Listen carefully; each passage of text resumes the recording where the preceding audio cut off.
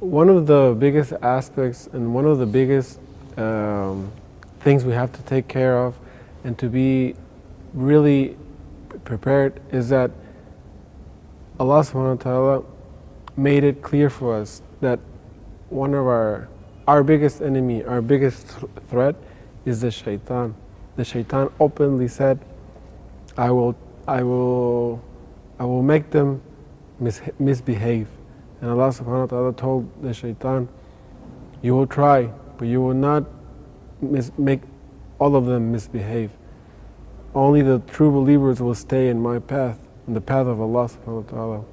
So the shaitan is this form of pride that is invisible to us. We cannot see it, but we can perceive their bad intentions. And the shaitan is not just one person or entity or thing. It has many forms and many helps that we call the devils or demons. And their prime mission is to make us deceive ourselves and to make us stop worshiping Allah and to make us perform acts of wrongfulness so we can be punished for our own actions, because the devils will be judged for their own actions, but everybody will be judged for their individual actions.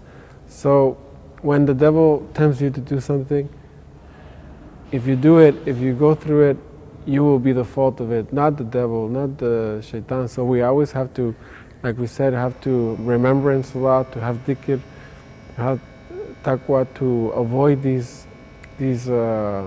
methods of the devils, of whispering to the voices of humans, to avoid whatever we perceive as something corrupt, something evil.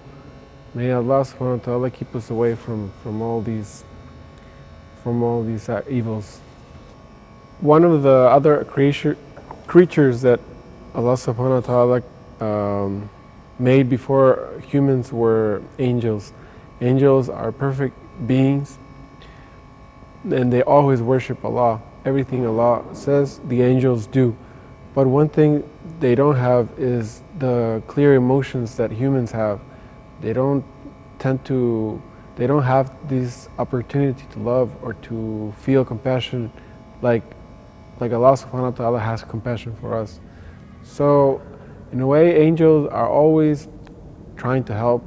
They are always besides us, and they have preference over good things, and even preference for good smells, good words, good actions.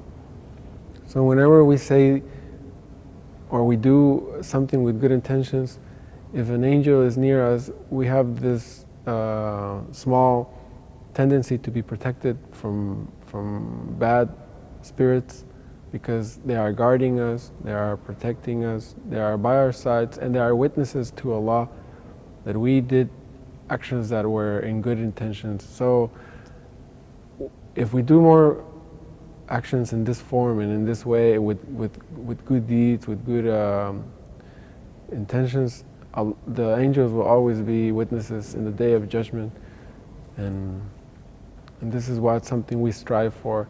And one important thing is that angels are just creatures of Allah. We never tend to worship them or ask them for help. We always ask Allah directly for help. And angels are creatures that are by His presence. So Allah subhanahu wa ta'ala is the greatest, all wise, all powerful. In Islamic countries, I feel that there is a strong support towards Islam, but I also feel that there is a small divide within the governments or the groups itself. So sometimes they tend to position or to prefer one group, but at the same time we're all one big community, we're all one big ummah, we're all Muslims and we're all believers.